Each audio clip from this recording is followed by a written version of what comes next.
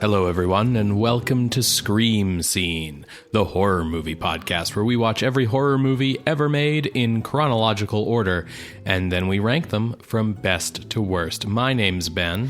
And I'm Sarah. Thank you so much for listening to us today. How are you doing, Sarah? Good. It's been a busy weekend. Yeah. Yeah, we are getting ready for a trip to Seattle and Portland in about a week. By the time you're hearing this, it will be after the trip. Yes, exactly. Feeling very anxious about taking a trip. It's been a while since we've done a big trip like this, and traveling just feels very anxiety-inducing these days. We've also got a lot of changes happening around the castle as we renovate and remodel some things and move some rooms around and some furniture around, and that kind of stuff also always takes like a lot of effort and energy, but also tends to up my anxiety because I deal with change poorly. Yeah, we knocked out a wall and discovered a doorway to a torture chamber. Yeah, which we didn't know the castle had when we purchased it. I mean, we knew about the torture chamber we knew about. Yes. But this is a new and different one that seems to have been covered up from a previous renovation. Yeah, so it's a free torture chamber. Yeah, exactly. Which is very thematic for today's episode. The skeleton that was bricked up inside of it, we did have to remove for health and safety reasons. But oh, yeah, like what a pain. Like, people, you have to follow like health and safety codes. You have to make sure that your skeleton... that you dispose of the skeleton in the proper compost bin? Yeah. We're all about recycling and environmental impact. That's right. And just keeping it patched behind a wall. How's the composted dirt there supposed to get used for anything? Well, and you know, I don't know about you, but I find that if you leave, you know, a decaying corpse in a room with a cask of Amontillado for a long period of time, it's going to ruin the wine. Yeah, those barrels are porous. Yeah. Anyways. As I said, all very thematic to this week's episode. So Ben, tell us what we are watching. Tonight, Sarah, we are watching The PIT and the Pendulum from 1961, directed by Roger Corman. So this would be the second in the Poe series he does? That's right. So when Roger Corman's Fall of the House of Usher was released the previous year, its box office success had really caught AIP, that is American International Pictures, off guard. As a reminder, House of Usher had been a big gamble for AIP. Samuel Arkoff and James Nicholson were fearing that cheap B movies were kind of on the way out in the face of television, so they spent $300,000 on House of Usher and shot it in widescreen and in color and thought, like, what if we make a real movie, basically? Yeah, one last go at the pictures, boys. Yeah. Let's throw everything we've got. The gambit paid off, and Roger Corman, who was really tired of directing, you know, $100,000 movies at this point, produced a fantastic result, which currently ranks number 11 on our list, and which grossed $1.45 million at the box office. I forgot it ranked so high. Yeah. Like, I knew it did well, but like, dang. Yeah, cool. Just shy of the top 10. Wow. In the time since Usher, Corman has had 3 films released. One was the post-apocalyptic drama The Last Woman on Earth.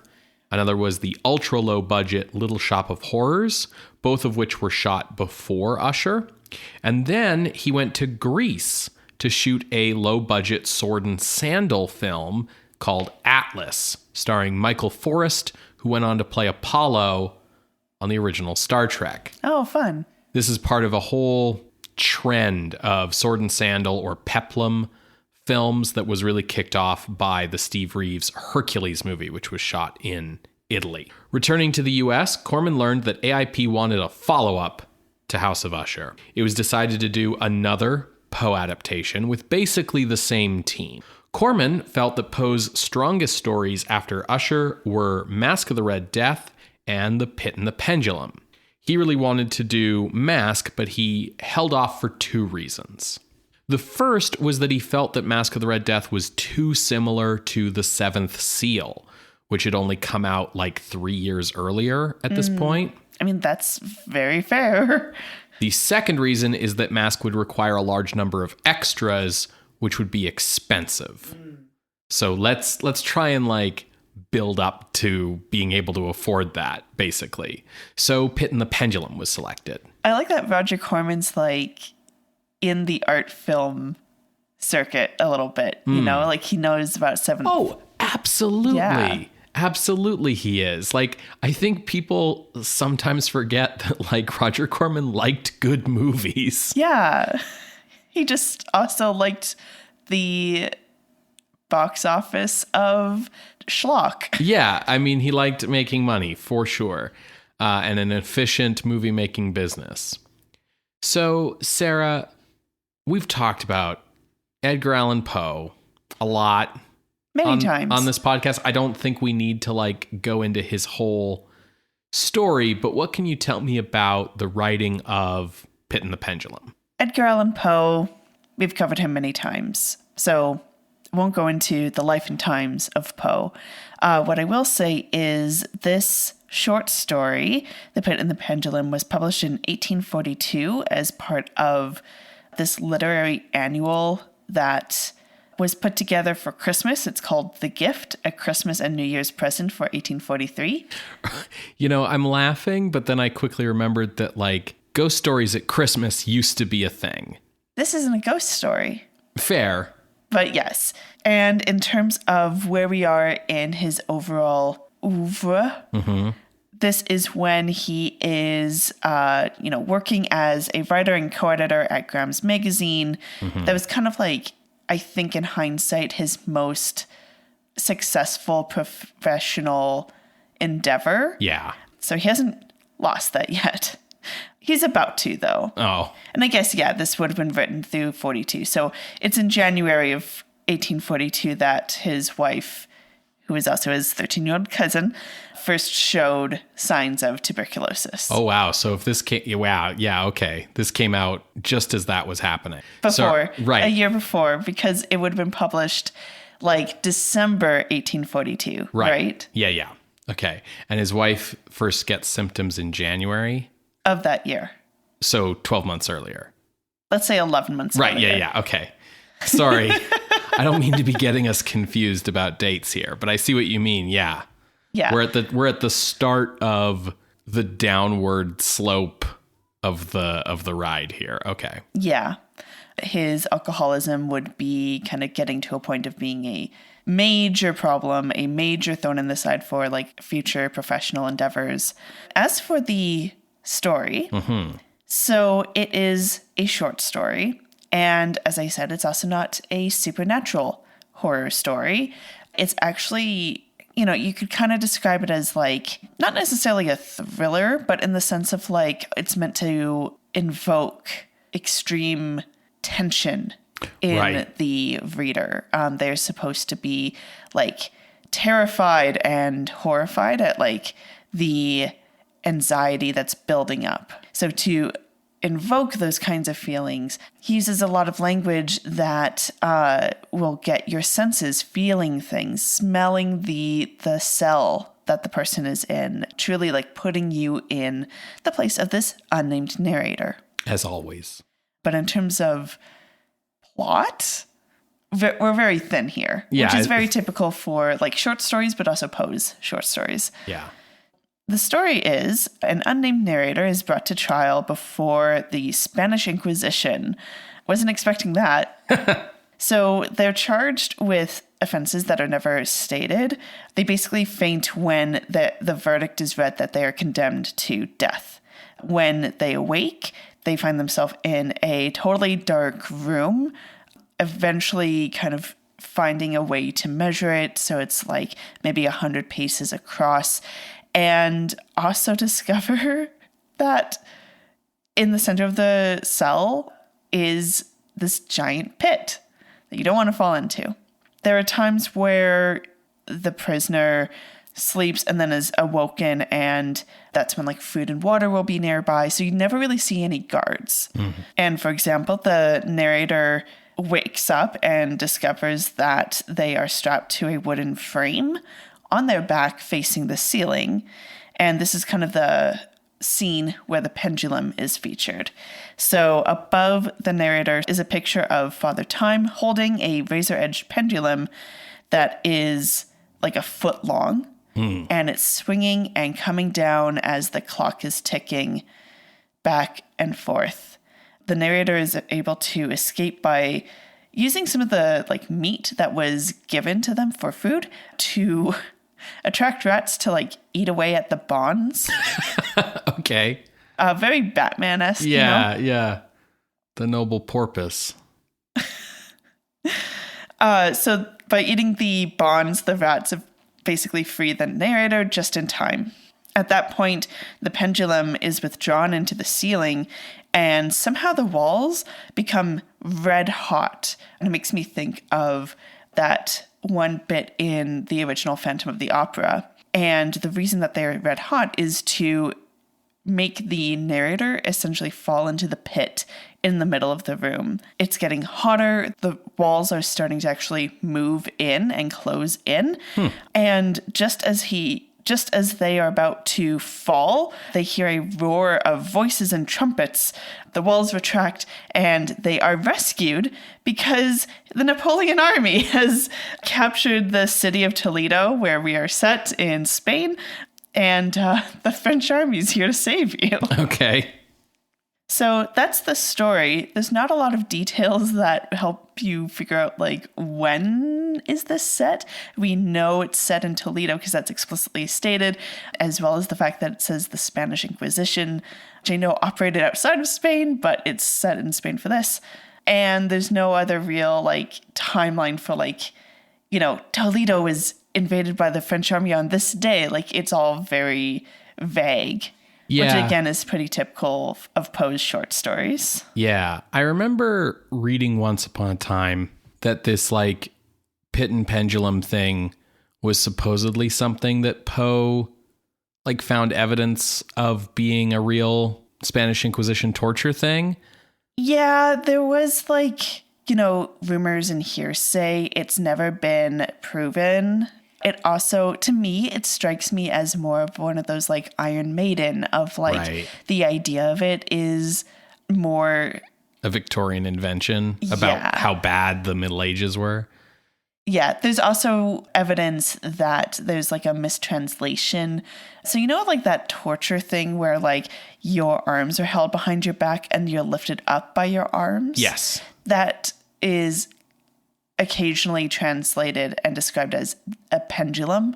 Oh, okay. So someone misunderstanding someone else talking about that torture. Okay. Because the thing is, having a giant pendulum that's going to slice you open, swinging from the top, is very elaborate. And there are much easier ways to inspire horror and terror in a prisoner, even if it is all for show. Like, just have the one where it's like a chair that's over a fire and you're going to get your butt burned. The other part of the story that doesn't really make sense is you torture people to make them break. Yeah. In order to get either, like, information out of them, or in the case of the Spanish Inquisition, what you're looking for is a confession, right? That, yes, I'm sinful, I'm a witch, I'm a Jew, I'm a Muslim, whatever you're looking for. But in the story, he's already been proclaimed guilty and condemned. Yeah, and at so that point, reasoning doesn't make sense either. Right, because at that point, like, there are much easier ways, not just to torture a person, but especially much easier ways to kill a person than, like, some sort of elaborate plan where with, like, you know, early 1800s technology, you have to heat the walls of a room until a guy falls into a pit in the middle, right? Yeah. Yeah. It's a little silly, but obviously it's an effective story for the way that it builds, like, dread and terror, right? An effective Christmas story, yes. So, once again, for the movie, the screenplay was by prolific horror writer Richard Matheson. Matheson had written Fall of the House of Usher for Corman. He also had written, Last Man on Earth, the novel, the Shrinking Man novel. He also adapted that novel into the screenplay for Incredible Shrinking Man.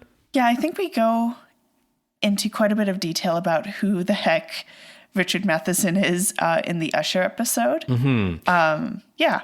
He also did like 16 episodes of The Twilight Zone. Like, I'm just getting across, this guy writes a lot of horror stuff. Did he ever do any Star Trek? Yes, he wrote, I believe, Dagger of the Mind. No, Richard Matheson wrote The Enemy Within, which is the episode where Kirk is split into good and evil by the transporter. Not exactly good and evil, but That's true. That's true. That's very, very true. Don't get too reductive, Benjamin. Yeah, no, completely fair. Sarah has correctly actually'd me on a point about Star Trek. All praise to Sarah.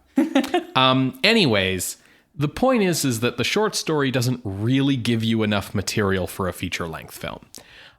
So Matheson basically just created an entirely new story using the Pit and the Pendulum as the basis for like the third act. Which I think is the way to go. Yeah. And when I say an entirely new story, I also mean that like the Spanish Inquisition has nothing to do with this. This isn't like a prisoner. He basically just uses the room with the pit and the pendulum as a torture thing as the climax of the narrative here. And he based the rest of the narrative, he said like, I wanted to create something very Poe-like, right? That would feel appropriate to Poe. What he's really doing is he's cribbing from other Vincent Price movies because he knew that Vincent Price was going to be the star again. And so it's kind of a little bit Dragonwyck and a little bit House on Haunted Hill, essentially.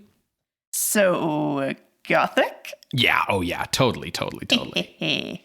It's also a little bit Psycho because it's 1961. And at this point, everything's a little bit Psycho, right?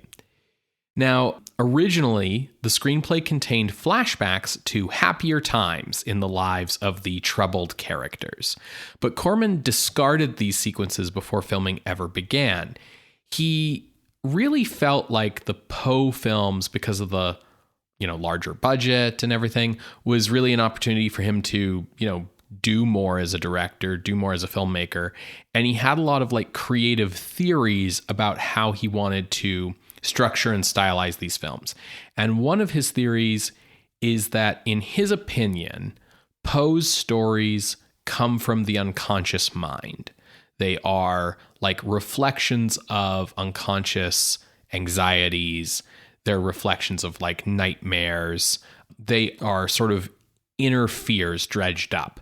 And so in his opinion, the unconscious mind never encounters reality. And so therefore, the films should never show you the like outside or real world. So similar to Fall of the House of Usher, where the lead character, like the movie starts with him just arriving at the house. We never see anything outside the immediate vicinity of the house. And so in the same vein, Corman felt that this film should not have any like exterior daylight scenes that would show you like the sun and a blue sky and shooting on location kind of stuff. Everything should feel like it's in the nightmare world of Poe. And Corman would stick to this concept throughout the Poe cycle and did not show the real world, quote unquote, until the final picture in the series. Okay. Very cool. Now, as I mentioned, Vincent Price plays the lead here, as he did in Fall of the House of Usher.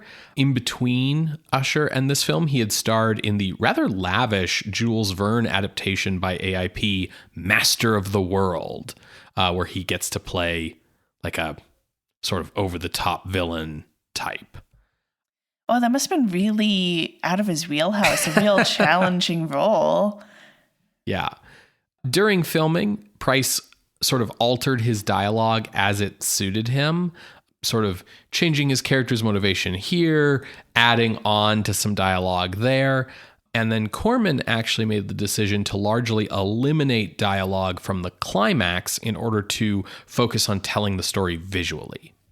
Playing opposite Price as the, young man who the person comes subjected to the pendulum, is actor John Kerr, who was an acclaimed Broadway actor from a family of actors. He was born in 1931 in New York, graduated from Harvard, and made his debut on Broadway at 22 in the 1953 play Bernardine. He won a Tony Award as the lead role in the 1954 play Tea and Sympathy, which tackled the issue of homophobia. He reprised his role in the 1956 film adaptation of Tea and Sympathy, and as his career progressed, he began to star and direct in stage productions and became interested in directing film and TV as well.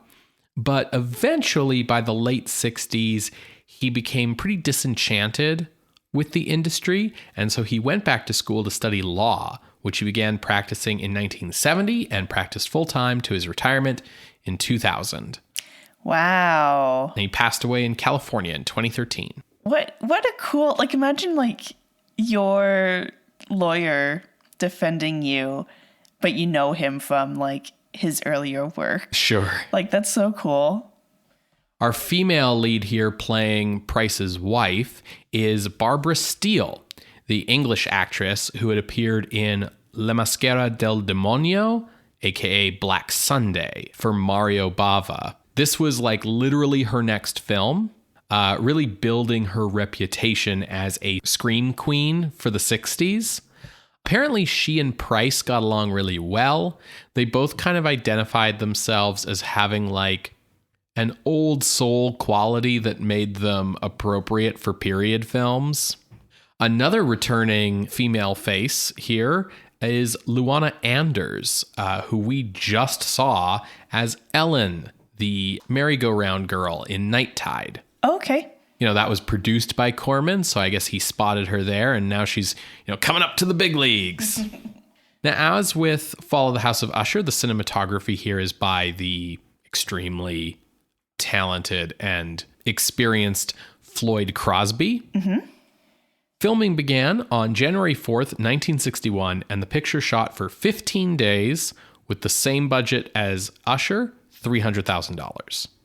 The low budget meant that the film sets could not be built from scratch. So, on Fall of the House of Usher, production designer Daniel Haller had rented sets and set pieces from Universal. And he employed the same method here. What he would do is he would sketch out the rooms he wanted, and then he would go looking for set units that he could rent that would match his designs and floor plans, kind of building the sets piecemeal from pieces that had already been made and were held in storage by the studios.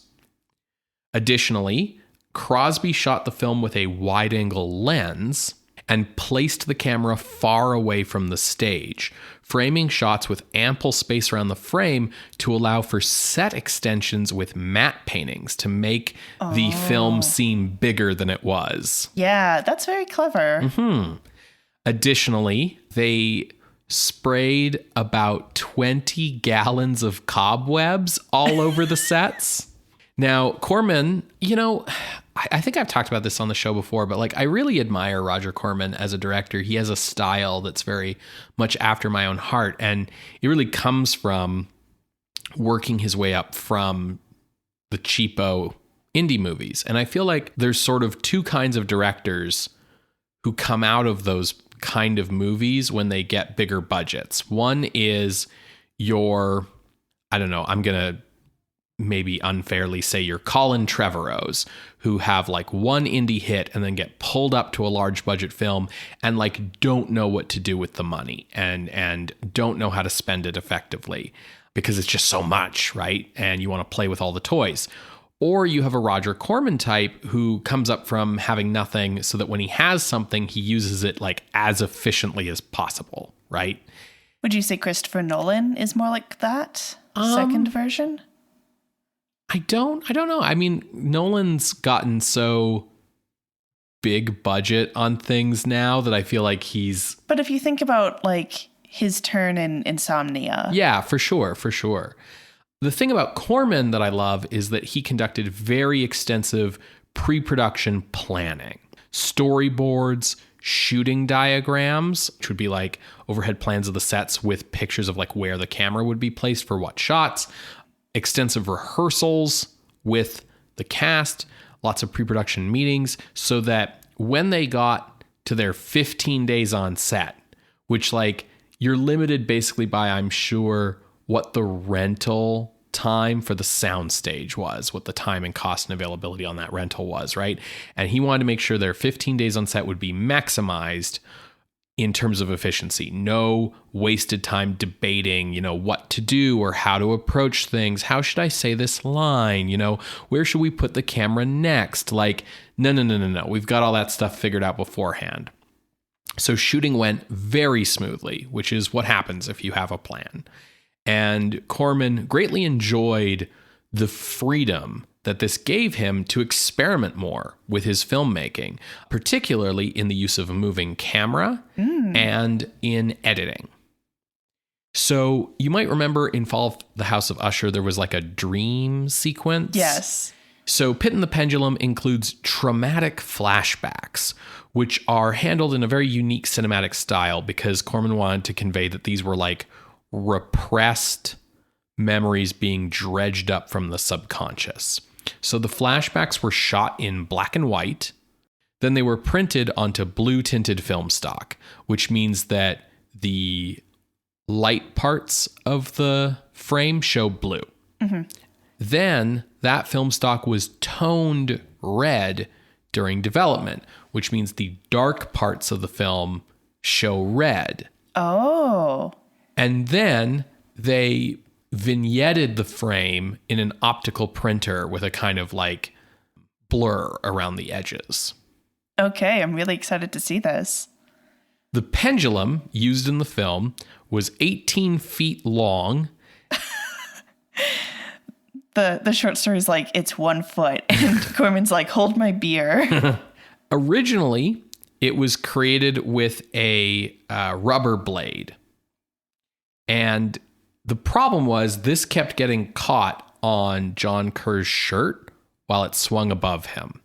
So Heller replaced it with a metal blade so that it would slash through the shirt, while Kerr was strapped down with steel bands so that he couldn't possibly move high enough to be slashed himself. Mm-hmm.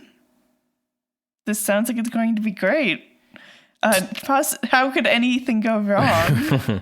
During this sequence, Corman removed every second frame from the edit in order to make the pendulum appear to be swinging faster without giving the impression of fast motion. Clever. Music is once again by Les Baxter, who also scored Fall of the House of Usher. So, it's really the same team. The film was released on August 12th, 1961.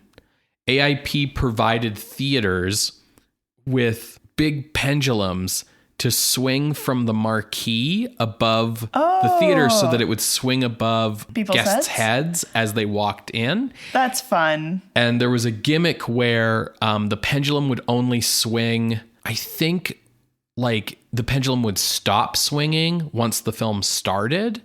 And so none were to be admitted while the pendulum was not swinging. Mm. So Pit and the Pendulum grossed $2 million. Holy. Off of $300,000 budget. Yes. Dang. Making it a bigger hit than Fall of the House of Usher, which did 1.45, and also made it AIP's biggest hit to date as a company. Yeah.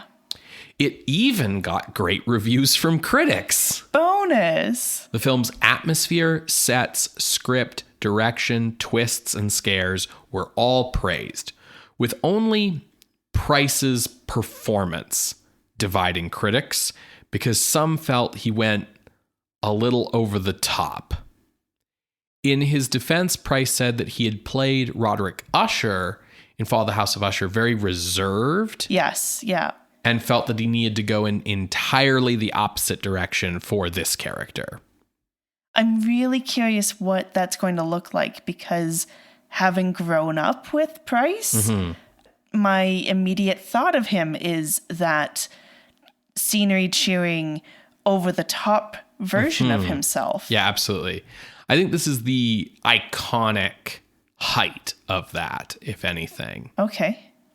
Today, this is considered to be one of the best of Corman's Poe films. It's generally thought of as superior to House of Usher, and is also considered highly influential on Italian horror films after this point. And Stephen King basically feels that this film marks a delineation point in the history of horror movies, where starting with this film and afterwards, the goal became to scare the audience at any means necessary, with sort of an ever-increasing arms race of horror and scares and jumps and gore and what have you. Okay. Stephen King. Mm-hmm. Sorry, how old is he? When this movie comes out, 10. Okay. Yeah. Cool. So Pit and the Pendulum is available on Blu-ray in the Vincent Price collection from Scream Factory. I think it's available on its own from Arrow, and it can also be rented on iTunes, Amazon, and YouTube. So widely available here. Mm-hmm. Well, folks, if you would like to watch along, you can find that copy on our playlist. You'll just have to rent it. In the meantime, you're going to hear a brief musical interlude, and when we come back, we will discuss The Pit and the Pendulum from 1961, directed by Roger Corman. See you on the other side, everybody.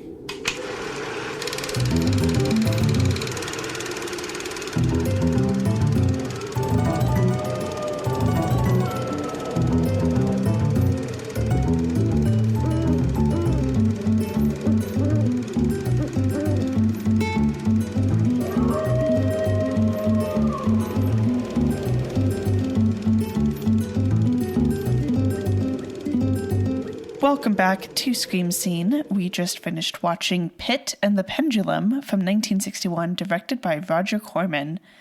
Yes, no leading the. No leading the. That's what makes it modern. Ben, first thoughts? It's kind of wild how much this sticks to the House of Usher formula. It really does. Like, in figuring out how to expand The Pit and the Pendulum to a full-length movie, they could have gone in a lot of different directions. They keep the idea that the torture device is like from the Spanish Inquisition, but they've moved the timeline to a period of history where the Spanish Inquisition was actually torturing people. But that's like not why any of this is happening. And the why is like much more in the House of Usher formula, which makes sense because that movie was like such a surprise hit. When you have a surprise hit, I think the most common thing is people don't know why.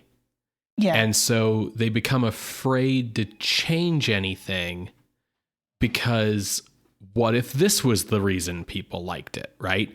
And so we have like a young man coming to a big spooky house and discovering Vincent Price in an unhealthy relationship with a woman who may or may not have been buried alive.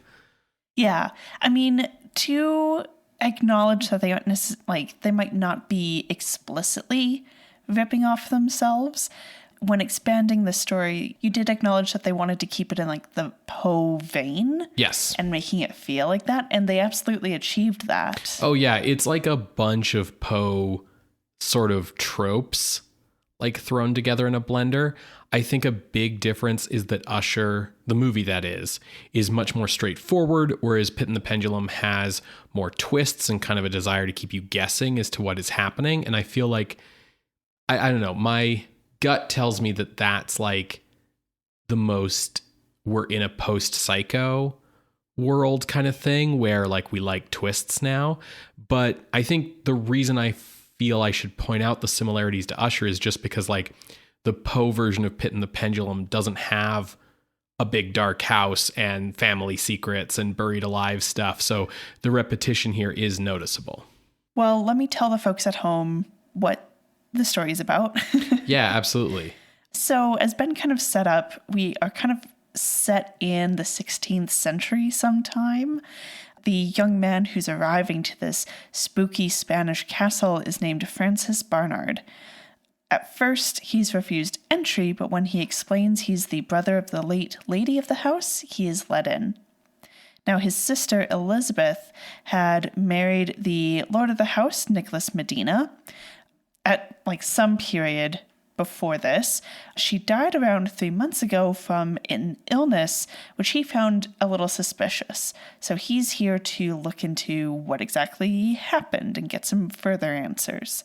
Also here in the castle is Nicholas's sister, Catherine, Dr. Leon, who's like a family friend, and several servants, notably one named Maria and one named Maximilian. So as Francis asks more questions about what the heck happened to his sister, the more strange things arise. The Medina estate has a vast torture chamber in the basement. You know, everyone has a torture dungeon, right? Yeah, of course. Well, their father, like Nicholas and Catherine's father, was a leader of the Spanish Inquisition. So he did all of his torturings at home. Yeah. You know, work from home. Yeah, absolutely. It's good to know that the Spanish Inquisition wasn't forcing people to come into the office if they didn't want to. Yeah, they were very good at prioritizing work-life balance. Uh-huh. Now, as the story continues, we get a few different false explanations around what happened to Elizabeth, and eventually we learn from Nicholas explaining that it's not that she died of an illness, but rather from the miasma of the house poisoning her. She became increasingly... In a metaphorical sense. Yes. I don't think he thinks it as metaphorical. Right. But like, I guess just to mean that like, it isn't a disease. Like she didn't breathe bad air and get like the plague. She was infected by a fascination with evil. She became obsessed with the torture chamber, and one day he ultimately found her dead. She had trapped herself inside the Iron Maiden. And when he pulled her out, her last word was Sebastian, which was his father's name. The guilt of the family heritage is like overwhelming Nicholas, and all of that heightens with the death of Elizabeth as like, well, my heritage is the reason why she died. And now he believes that Elizabeth is haunting the castle, and specifically him. He believes himself cursed because he also fears that Elizabeth wasn't truly dead. He fears that she was buried alive. Now, this is set up a little bit earlier in the film, but the Medina tradition of their family crypt is there's like the room where like the sarcophagus is, and then they wall it up with brick. Yeah. Amontillado style. Mm-hmm. But the idea that Elizabeth was buried alive seems to come out of nowhere until Catherine shares to Francis that when Nicholas was a young boy, he had wandered into the torture chamber and witnessed their father Sebastian confront their mother and their uncle about committing adultery. With each other. With each other. Separately. Yeah. Ultimately, Sebastian killed the uncle, whose name was Bartholomew, and tortured the mother and walled her up inside the tomb while she was still alive. And so that traumatic experience of seeing that happen is what has led Nicholas to fear that he has gone through those same steps as his own father. So to calm Nicholas from all of the spooks and scares happening in the castle, Dr. Leon agrees that they take down the wall to Elizabeth's tomb. Only they find her body frozen in agony as she truly was buried alive. This is very traumatic for Nicholas. Francis is like, this really fucking sucks. I hated seeing my sister like that. But clearly her death was an accident, so in the morning, I'll leave. He and Catherine had been kind of getting a little close throughout all of this, and Dr. Leon plans to leave in the morning as well, because he's kind of like been here the whole weekend. That night, Nicholas hears Elizabeth calling to him through the house, and as he follows, the voice leads down to the torture chamber. As he goes in, he sees Elizabeth, and she appears to him and to us, and as she leads him through the chamber, she causes Nicholas to fall down the stairs. Meanwhile, Francis noticed Nicholas wasn't in his room. Catherine didn't know where he was, and so Dr. Leon joins them, and they split up looking for Nicholas through the house. Leon makes it down to the torture chamber just in time to see Nicholas fall, and he sees Nicholas and Elizabeth. She gloats that she's finally driven Nicholas insane, and now she and Leon can be together. Leon's like, you were supposed to wait a couple days before doing this, but I guess, yeah, now we can be together. It was all part of their plan, except in Nicholas's crazed state, he takes on the persona of his father and ends up reenacting that traumatic experience of Sebastian killing Bartolome and the children's mother, who I'm sure has a name. I can't remember it at this moment. He takes Elizabeth and shoves her into the Iron Maiden and then is chasing Leon through the torture chamber. Leon enters a room and he falls into a pit. Now, remember, Francis and Catherine are looking for Nicholas, and Francis comes into the chamber and is like, oh, Nicholas, there you are. We were worried. Nicholas, thinking he's Sebastian, like he himself is Sebastian, knocks Francis out because he's like, Bartolome, now to kill you. When Francis comes to, he has been strapped to a table and the infamous pendulum device is swinging above him, getting ever closer. We get some cool, nightmarish visuals along the walls of the room where this device is encased. Now, Catherine ends up finding her way down with the servant Maximilian, and they are able to free Francis just as the pendulum is starting to slice into his skin. And in the struggle with Maximilian, Nicholas falls into the pit and he dies. Francis is freed by Catherine, and the three of them with Maximilian leave the room, and Catherine declares no one will enter this chamber ever again. And the camera whip pans to see Elizabeth and her face in the Iron Maiden, presumably that she's still alive, and no one's going to save her. She's stuck there and will die. And that's the end. Now, I glossed over some things like the spooks and scares through the castle, because ultimately those are building atmosphere. They aren't necessary when telling the plot of the story. Sure. But some spooks and scares we get are like Elizabeth was a very talented harpsichord player, and they all wake up in the middle of the night to her harpsichord playing and her missing ring on the instrument. And we get some other really fun spooks and scares. It's always like a thunderstorm raining outside. The mood setting here is really, really effective.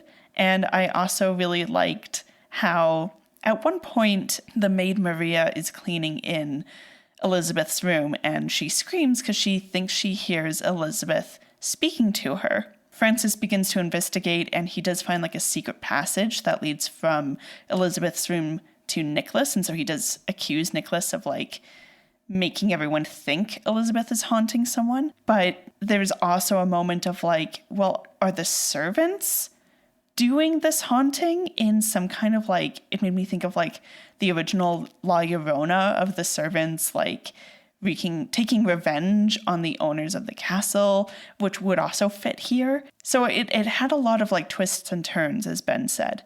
I think this hits, a lot of those classic Gothic story notes, right? The crumbling castle and the family with a long history and a lot of secrets, and the strange coincidences and the melodrama. Yes. And the fact of the constant twists and turns, and that you don't really know who's up to things, right? Yes. Lots of red herrings.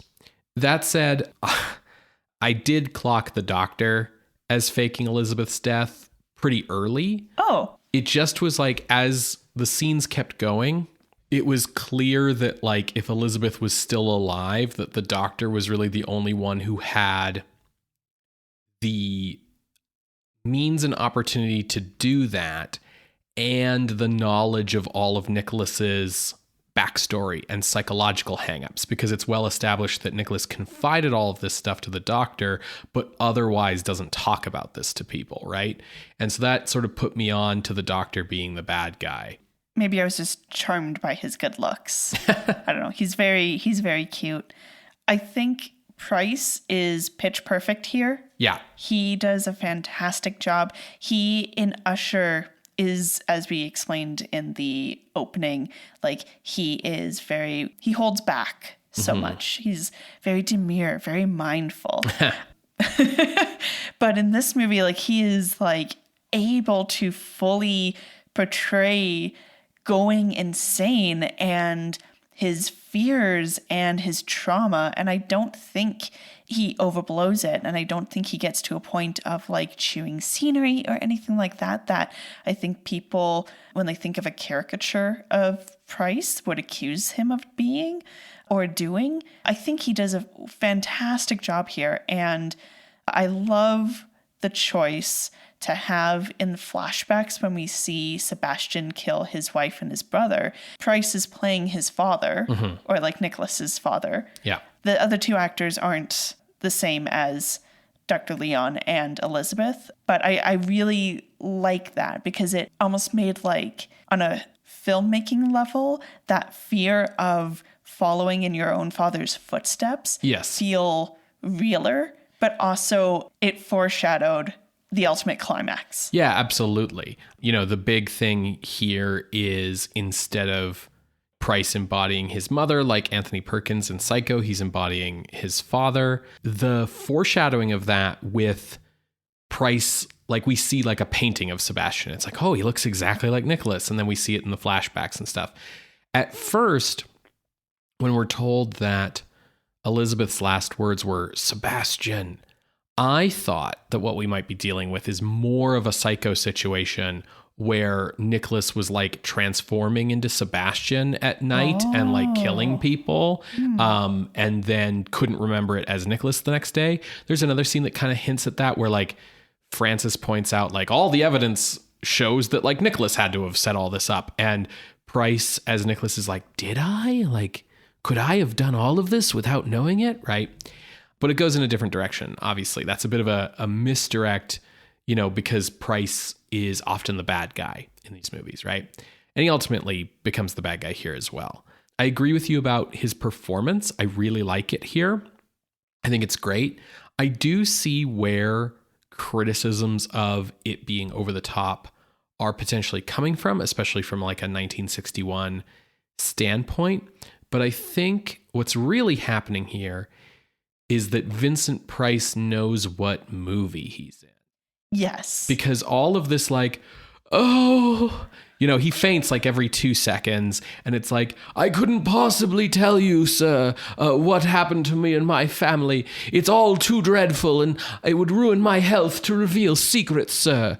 Stuff is like very in keeping with the Gothic genre. It's very in keeping with like Edgar Allan Poe's writing. Like, you know, you go back and you read these old stories and it's like people get the vapors because they thought about maybe revealing a secret and now they have to stay at your cottage like house for like 2.5 months while they like recover from this one time they fainted because they might have had a bad thought, right? Like, yeah, like the emotions are so high. And I think what also sells Price's performance is, yes, he's matching the movie, but also the movie itself has been constructed so well that he doesn't feel out of place. Oh, yeah, absolutely. Like, this is a movie where when we go into flashbacks, everything's tinted like it's a fucking silent movie. And I really liked that. When he's like torturing him on the pit and the pendulum, the image will turn red for no reason. We go Dutch angle. It goes like stretchy. Like, yeah, we have like lens distortion effects. And from the get-go of this movie, like they are setting up this atmosphere with the opening credits. Right, which are like swirls of like paint going into each other while like electronic, like weird sounds play. Like it reminded me of that moment in Hedra the Smog Monster when they're at the club and they have the swirling stuff. It feels very late 60s. This is 1961. It also made me think of Forbidden Planet and like the Monster of the Id. Yeah. Right? What year? That's in the 50s, That's right? like 56 or something. Yeah. And the other thing too, and this comes back to what we talked about in the intro, it all sets this expectation of like how stylized the movie is telling you don't expect realism. Yes. And therefore don't expect some sort of like realistic sort of method performance from Price. Like Price's performance doesn't feel out of place because, as you said, the movie works so hard to create a film around him that matches what he's doing. Yeah, we get so many cuts from what's happening in the castle to seeing the castle on the cliff with the thunder and lightning and the sea crashing against the rocky undercroppings, to the point where you're like, is this foreshadowing that someone's going to fall from the castle down into the sea? They don't, but it's just so well constructed, this whole atmosphere. It's very gothic, as we said. It's very Poe. It's very melodrama. It's beautiful. I think the one actor in the cast who really manages to match Price is Barbara Steele, who plays Elizabeth. Yes. She doesn't get a lot to do because she has to be dead for most of the movie. But when she's in kind of her element where she's terrorizing Nicholas, right? Where it looks like she has come back to life. She like crawls out of her sarcophagus like she's the chick from The Ring and like has blood all over her hands and is like coming towards him. And she just has this like wild look in her eyes and she's like yelling stuff at him. And she just comes off as this like thoroughly wicked person. And she really matches the energy happening here. And I think she's really great for like the small amount of time she's in this movie. She does great things with her eyes. Yes. And I think it is probably really challenging for an actor to come in and like the bulk of your time in the movie is during a climax in a movie where this climax is already so high, like it's been heightened so much. So trying to go from 0 to 60 must be really challenging, and she nails it. Yeah, absolutely. I think Anthony Carbone, who plays Dr. Leon, and John Kerr, who plays Francis Barnard, are just fine. So I think dude who plays Dr. Leon, yeah, he does a fair job. Like he's fine. Yeah. As you said. John Kerr fucking sucks. He fucking sucks in this movie. I'm sorry. He's not up to the task. He's too one note. Yeah. Like his entire thing of, my name's Francis and I'm here to solve a murder. Yeah. Like he's so like one note, and he doesn't match like the growing suspicions or growing tensions. He's just like, I am here to solve. Well, I think the problem is that he shows up at the castle like loaded for bear, and it gets a little bit at a certain point like a little annoying. Yeah. Because I think what isn't adequately set up is like why the fuck he's like so intent, concerned. Yeah. And I think it like makes more sense eventually as we learn like, oh, the Medinas were like the famous Inquisitor family or whatever. But like at first it's like, you know, this guy's sister has died and he shows up at the house and it's like Nicholas's sister. And then he's talking to Nicholas, and like Nicholas's wife, who is this guy's sister, like died a few months ago. And, you know, Nicholas is like, he's outraged that he was like 3 months ago. And it's like, my guy, you came from London. Yeah. He's like, why didn't I hear of this sooner? Like the post isn't fast. Yeah. And also like it's 1545. So do you know what two countries are not political allies in 1546 or whatever? Spain and England? Yeah. Yeah, my dude. Like, but you know, he shows up and he's immediately just like, where's Don Nicholas? And what have you done to my sister? And I'm sure you fucking murdered her and chopped her into bits. And I demand to get to the meaning of this. And it's like, oh, well, she died of a disease and I'm really sad about it. And he's like, that's not fucking good enough. And I'm just like, where are you coming from with this, my guy? It's way too intense. Now, eventually, when you realize that, like, oh, the Medinas are, like, notorious, you know, for Sebastian being part of the Inquisition, it's like, oh, okay, like, if my sister married, like, Jonathan Hitler, Adolf Hitler's lesser-known son, and then my sister died, like, mysteriously after, like, a year, I would be like, hey, man, what happened, right? Like, but you don't know that at the start. And I also feel like he starts at 100 and stays at 100. and it doesn't match the movie. Like the movie at the beginning is like, okay, we should maybe be at like 70. Like even Price isn't at 100 yet. And then as things ramp up and maybe Francis needs to be at like 120, 130, he's still only at 100.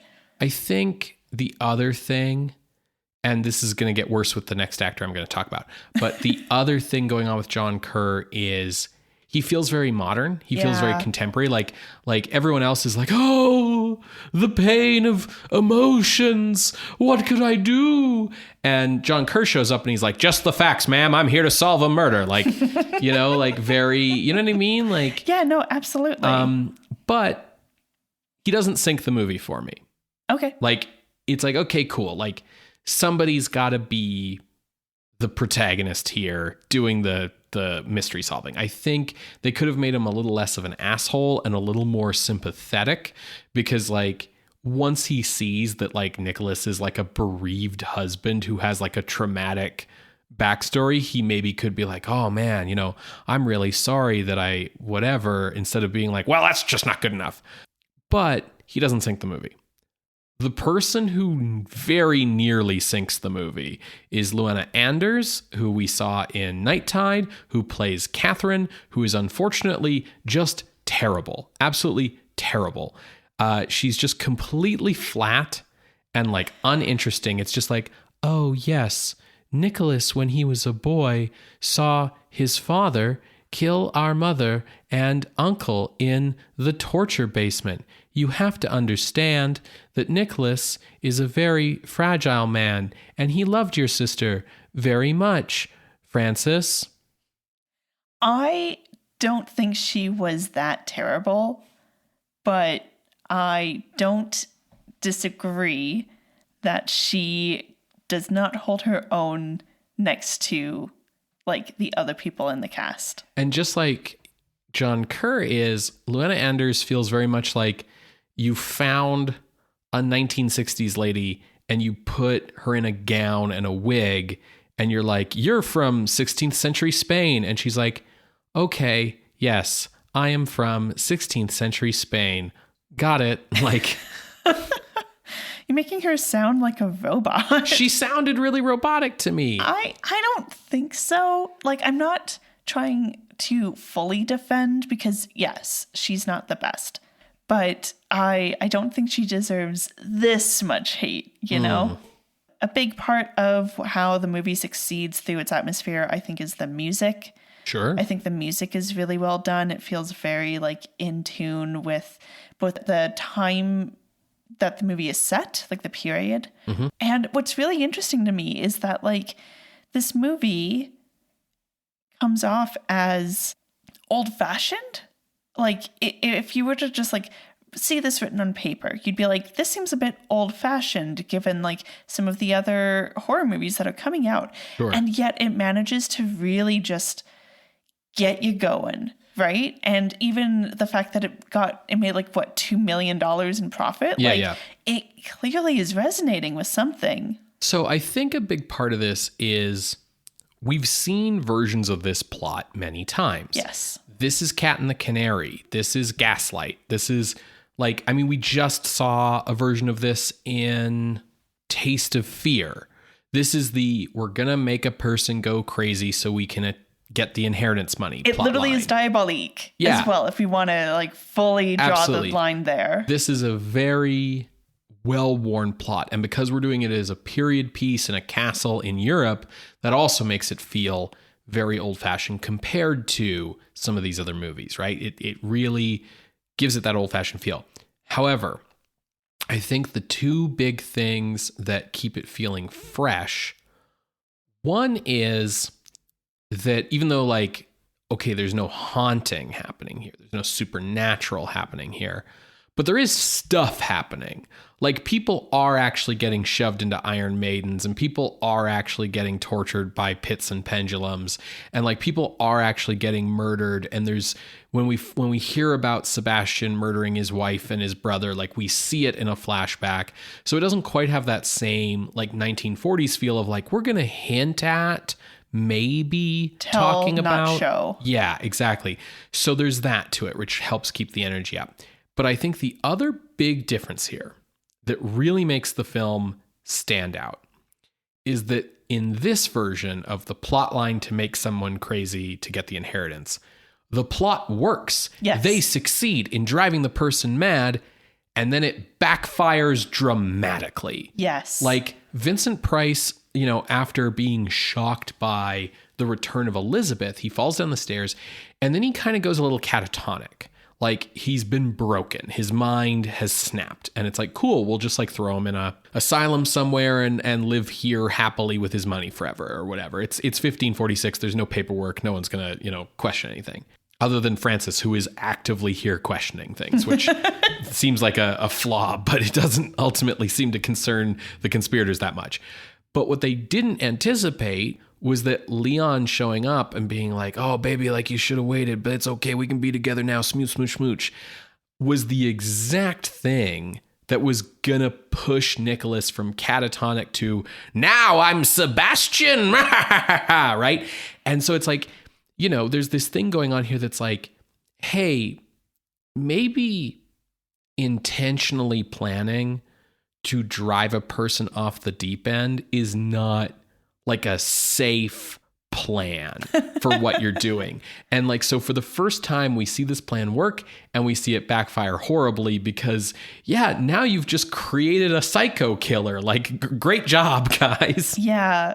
Yeah. I think that's a really good point. I was also thinking of like, Corman is really in tune with what is like, he has a thumb on the pulse, right? Sure. Like, because he did Bucket of Blood. Like, he knows what the kids are into with like beatniks and stuff. Yeah. And so that's why I think he felt confident enough to do the very strange opening. Mm-hmm. What's also unique about this movie, I don't know what it looks like in like the broader film history, but as far as horror movies go, this movie has credits in the opening that are like, here are the cast members, and that's it. And then at the end is when we get all of the rest of the crew and everything. And we haven't had that before. And we get like the weird visuals again. Like, it feels very forward looking, even as we are set in this time period and in this very particular genre.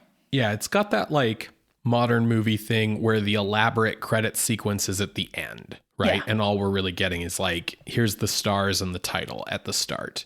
Yeah, like, I think I totally agree with you. Like, despite being a period piece, it is not a period piece stylistically. Like, we're not filming this like an old movie. I mean, we kind of are because we do like a silent movie tinting thing when we go into the flashbacks, but that's cool. So like, whatever.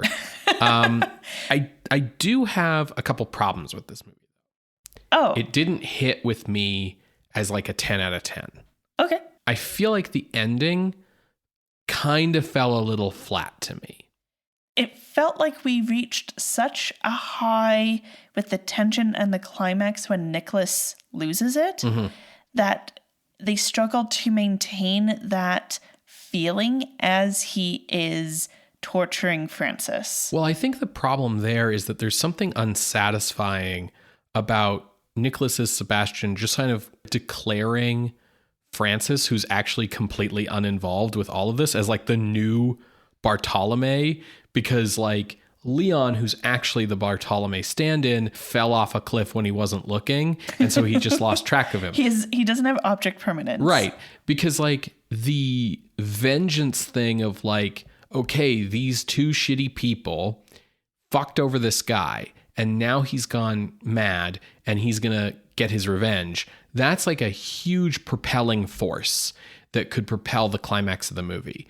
But that doesn't put like our hero in danger. And we want our hero, who we put into this movie, to be the one under the pit and the pendulum.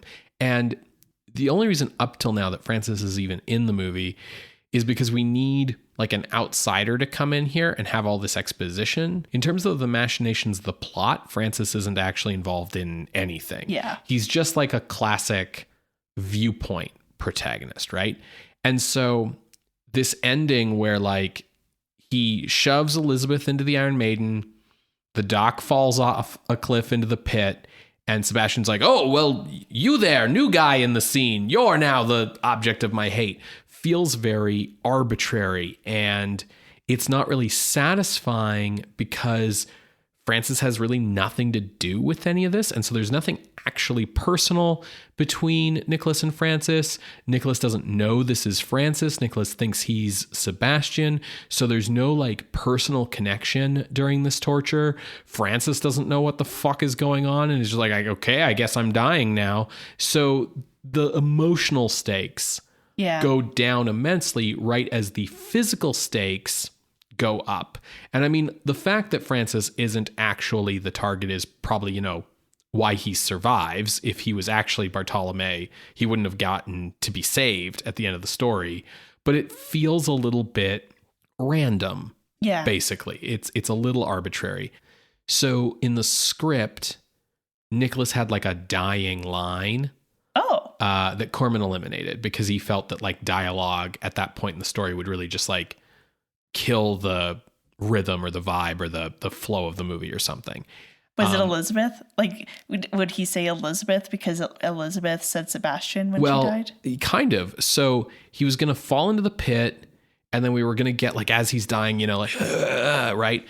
He would have snapped out of his Sebastian fugue, come back to Nicholas and said, Elizabeth, what have I done to you? As he realizes that he put Elizabeth in the Iron Maiden, and then he would have died, and then it would have cut from that to the shot of her eyes staring out of the Iron Maiden. And Corman didn't want dialogue at that point in the film, but I feel like by not having that, we've actually completely lost the horror of Nicholas's character arc, because that really puts a finality note on that character arc to say that Nicholas in his dying moment has realized the horror of the fact that he did become his father and did do exactly to his wife what his father did to his mother, right? And Elizabeth, what have I done to you? Yes. I have nothing to add but to agree. Like, I think it was a mistake to cut that line. I don't know if it was necessarily a mistake, because I would agree with Corman that would have felt off for the rest of the rhythm, but I'm sure there could have been other ways to incorporate it. Yeah. I think the idea of like ending on Elizabeth being trapped in the Iron Maiden is like a good horror ending, but it certainly does feel, as Francis and Catherine are leaving, that like the two of them are very like, well, that sure was a lot of shit that happened. Now to never talk about it ever again. Go home. And I think that means that the ending is not as strong as it could have been. I would agree with that. One last thing that I wanted to make sure to mention is that the effects done for the corpse that was buried alive that we get to see, fucking fantastic. All the visuals in this are great. Like the matte paintings to make the Pit and the Pendulum room look way bigger than it is are great. The like pendulum itself looks great. The cutting into Francis looks great. The costumes are great. The makeup's great. We got all the blood. We've got like all this cool stuff. The cinematography is really top notch. There's so much moving camera. Yeah. And there are parts of this castle that feel inspired by like MC Escher, of like the way things shouldn't really connect. And the camera just glides through it. Yeah, it's really well done. Visual effects, cinematography, special effects, music, like on a production level, this is really top notch. Yeah. So before we move on to ranking. Yes. You had said in the context setting that, I think you said Stephen King, but in general, people kind of see this as being a turning point for horror, of like doing shocks and scares for like to the audience as frequently as possible. And that kind of ramping up, especially once the code goes away. Having seen this movie, I don't know. Yeah, I don't really see it. Yeah. But I think that's something that maybe you have to have like the broader picture to see. I think the thing really is that most likely for Stephen King personally, it was probably that. Like, if it's 1961 and you're growing up and it's like, yeah, before this, horror movies were Creature from the Black Lagoon. And after this, horror movies were Last House on the Left. It's like, okay, that's a big shift. But in reality, probably Psycho is the shift. But Psycho only has like 2, 3 maybe big scare moments, right? And a lot of the rest of it is either tension building or it's like people investigating a mystery. And so I can kind of see how like this film where it's like, no matter what's going on, like something is happening. Yeah, I feel like because of the nature of the podcast of us going through every horror movie in chronological order, we are kind of like the audience of the time of like, we don't see that shift because we're in it right now. We, as people, like we don't see these categories of time periods and shifts until we're looking backwards. Yes. So it'll be interesting to see. Right now, I don't really see it with this movie.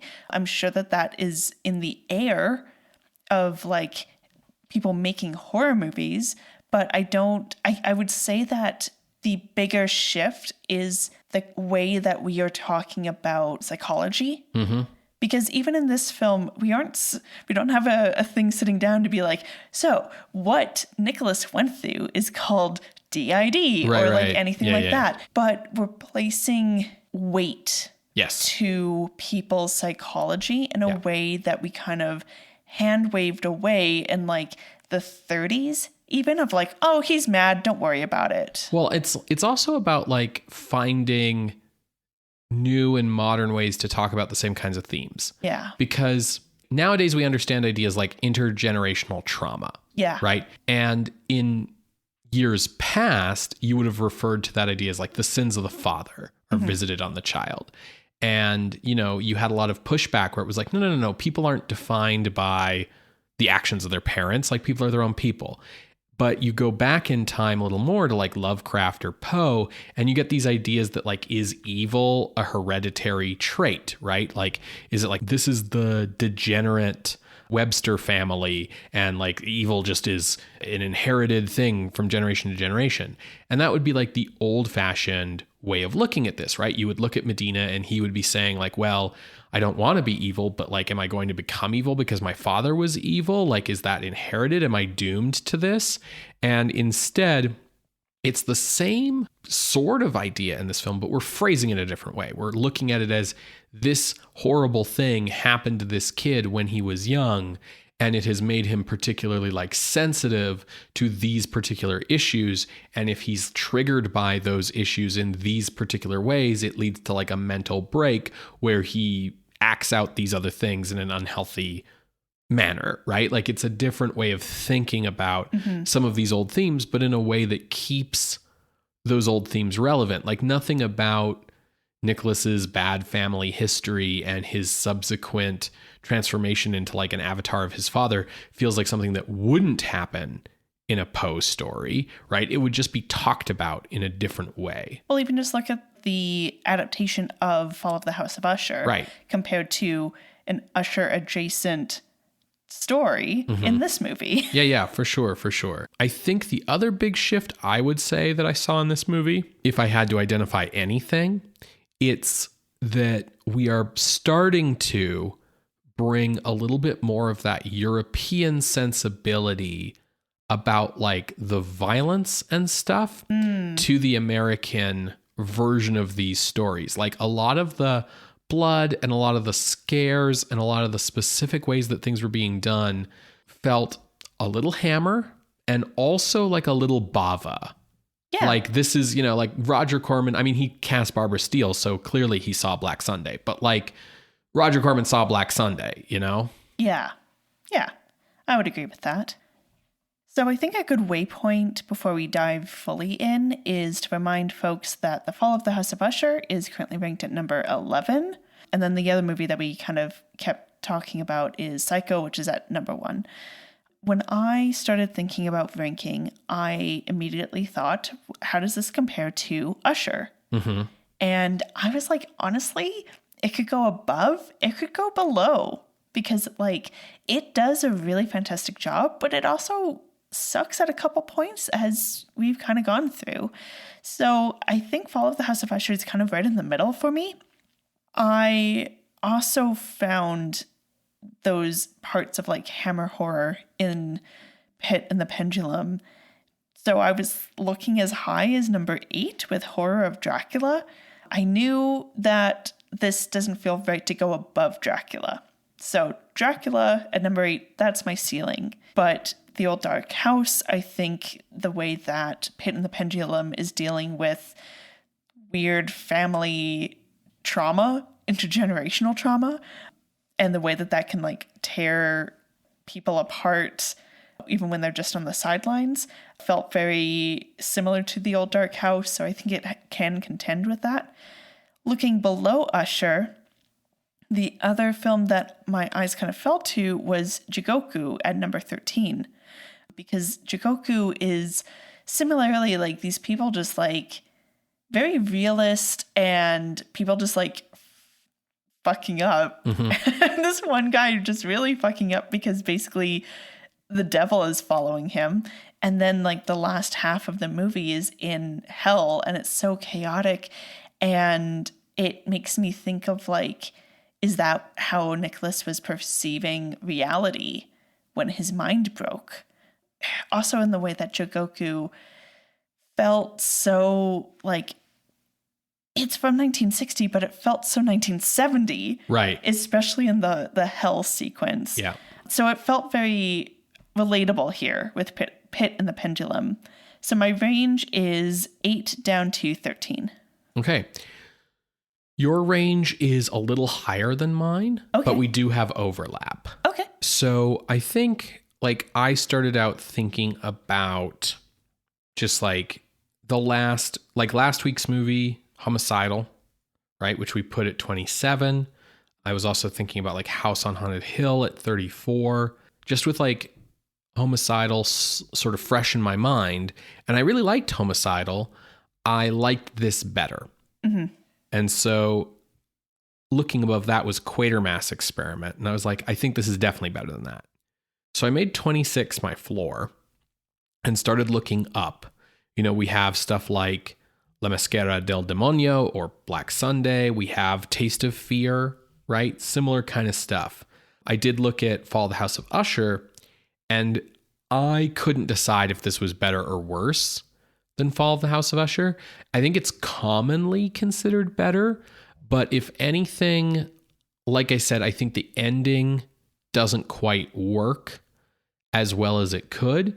And although this movie has a lot of unique, cool things about it, it follows the Usher formula like so closely that I don't know if I can say, oh, this is better than Usher when it's so trying to be Usher. So I kind of ended up with like 11 kind of being like my ceiling, because I thought that like I Walked with a Zombie, Old Dark House, these were movies that hit a mood that Pit and the Pendulum wasn't able to sustain for me.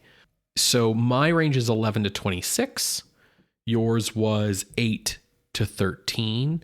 So our overlap is the like 11 to 13 spot. And I think really what we need to decide here is this better or worse than Fall of the House of Usher? I think that's the critical question here. And I think that Pit and the Pendulum improves on Usher in a bunch of regards. Like I think the flashback scenes here are cooler than the dream sequence in Fall of the House of Usher. I think Barbara Steele and like the supporting cast around Vincent Price in this movie is probably a little better than the supporting cast in House of Usher. And I say that mostly because I can't remember anything about any of the people who weren't Vincent Price in that movie. I also can't remember. I will say I like the dream sequence in Usher better than the flashback in Pit and the Pendulum. Okay, interesting. It just seemed to reach like a height within itself that the flashbacks didn't really achieve for me. I think the supporting cast is probably like equal, both because of like some were good, some were not. Like, I don't think this is like a huge mark against Pit and the Pendulum, because I think when you're being told, hey, take this like 2-page Edgar Allan Poe story and make it 90 minutes long, you've been dealt a pretty like bad hand. But ultimately, I think Fall of the House of Usher makes more sense as an expansion of its short story than Pit and the Pendulum does. Like, the reason why the movie of Pit and the Pendulum has the plot it does is because it's trying to be Usher, not because that's like a natural expansion of the Poe story. Like, if I was looking at expanding the Poe story, you know, what I would be interested in is like, who's this guy? And why has the Inquisition found him guilty? Like, what is he so guilty of that he's getting this like weird high-tech Riddler death trap room? Yeah. Who's the Inquisitor who is torturing him and why? What's like the nature of their connection? Why is this guy being subjected to all of this stuff? And, you know, we have Napoleon coming in to like save the day at the end or whatever. Not Napoleon in particular. Yeah, but like his like army, the French army, right? Yeah.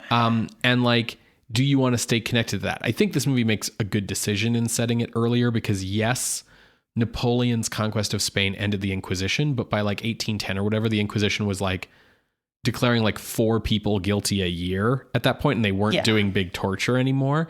But I mean, you know, big torture over here. Yeah. But, you know, maybe that's also a reason why it's like, why this guy? Why are we pulling out the old medieval stuff for this guy? Yeah. And you could have dived into like, what's the deal with that? And instead, there isn't a connection really between the torturer and the tortured. The thing in the short story that makes it effective is, although we don't know why anything is happening, we are inside this dude's head for the harrowing experience of all this stuff. And as much as Francis is our viewpoint character, I don't think he's the character the audience is empathizing with or connecting with. 100%. It's Nicholas. Yes. Right? And so ultimately, the fear and terror with the pendulum stops being like, oh my God, how do I get out of this? And more a question of either like, is Catherine going to get to him in time because we know she's looking for him? Yeah. Or like, oh my God, is Nicholas really going to kill this guy? Right? Is more the questions you're concerned with. Yeah. So I think if there's a thing I can give Usher props for, is that I think it's a better expansion of Poe than this movie is. But in saying all that, that doesn't mean I think the expansion on Poe in this movie is bad on its own merits. Like, on its own merits, this is a cool, interesting, thrilling, exciting, scary story, right? And, you know, I'm not here to be like, oh, well, as a Poe purist, you know, I can't stand that they changed the whatever. Like, fucking change whatever you want. That story's like 2 pages long and has no characters with names in it. Like, what are you supposed to do, right? Sure. But if I'm looking at like reasons to try and pit one against the other. To try to pit or pendulum. Right. So through what you were talking about, I agree. I go back and forth a bit. Oh, I'm the pendulum. Yes. I think because Usher is adapting a story, it has strength to it that Pit and the Pendulum as an amalgamation of things doesn't. Which also leads me to the film that's at the number 12 spot, Tokaido Yotsuya Kaiden, also an adaptation, very, very strong. Yes. It's we've seen so many fucking versions of Yotsuya Kaiden, and it is so head and shoulders the best one. And also thinking about the way it controls mood and maintains tension and spookums. Like, I think that Pit and the Pendulum needs to go below it as well. Yeah. I'm willing to put it above Jigoku, and that's mainly because of 2 reasons. One is that Jigoku takes a long time to get where it's going. It does. Whereas Pit and the Pendulum, even though we don't get to like Vincent Price gone mad for a long time, there is shit happening in the movie that's horror movie stuff before then, right? Yeah, rather than just like a drama. Yeah. And then the other reason is that as cool as all of the Jigoku stuff in Jigoku is, it is very like, and now this thing is happening. And now we're over here. And now the baby's over here. And now the baby's over there. And I mean, part of that is the nightmarish experience. Totally. But like, it is something where I think the climax here is a little tighter, right? Mm-hmm. So I would say above Jigoku, below Tokaido Yatsuya Kaiden. Love it. Okay, so entering the list at the new number 13, it's PIT and the Pendulum from 1961, directed by Roger Corman. If you would like to see this list and all 300 movies, Bow, bow, bow, bow. You can go to our website, screamscenepodcast.com. There you can find links to the many episodes that we've mentioned today. On our website, you can also submit an appeal through our Ask box on Tumblr, or you can email us at screamscenepodcast@gmail.com or talk to us on Blue Sky. Scream Scene updates every other Wednesday on SoundCloud, iTunes, Spotify, YouTube podcasts, a bunch of other places. Subscribe to our RSS feed if you don't want to miss an episode. If you're a big fan, head on over to our Patreon at patreon.com/screamscenepodcast, where you can become a patron of the night for as little as $1 a month. Patrons at the $5 and $10 levels get access to regular bonus content, which we are always excited to share with people. We'd really appreciate you signing up. But even if you can't do that, we'd appreciate just like telling your friends about the show, spreading word of the show around, and honestly, like even just, giving us some feedback, right? We love hearing from you guys, and we love knowing that people are listening to and enjoying the episodes, and, getting emails or social media from you guys is always just like so rewarding to know that like people are really enjoying what we're doing here. And it's a great reward that you can give even if you can't do the financial reward of signing up for patreon.com/screamscenepodcast. So Ben, what are we watching next week? Next week, Sarah, we are into some B-movie territory with a film I don't know anything about and have never heard of before now, called The Devil's Hand. But we've seen The Devil's Hand. No, this is a different movie. Okay, is it adapting the same material, though? I don't think so. Okay, well, we will find out then, Creatures of the Night. Bye. Bye.